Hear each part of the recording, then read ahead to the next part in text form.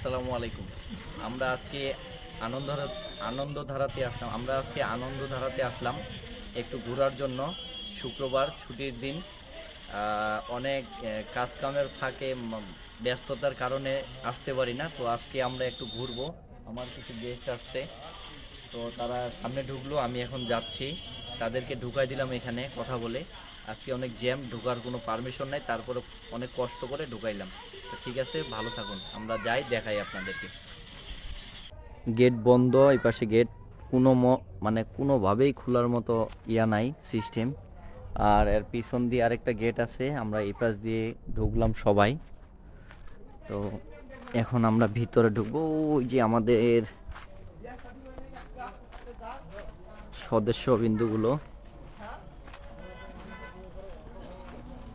তো ফেরুজ, তো তুমি তো ঠাকুরগাঁ থেকে আসলা, তাই না?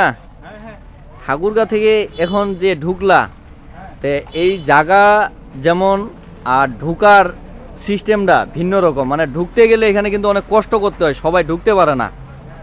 তো এখন তুমি দেখো, দেখে আমাকে সর্বশেষ জানাবা তো এইখানে কি কেমন কেমন লাগতেছে, কি কি দেখলা, কেমন লাগলো, এই বিষয়টা অবশ্যই জানাইতে হবে মানুষকে।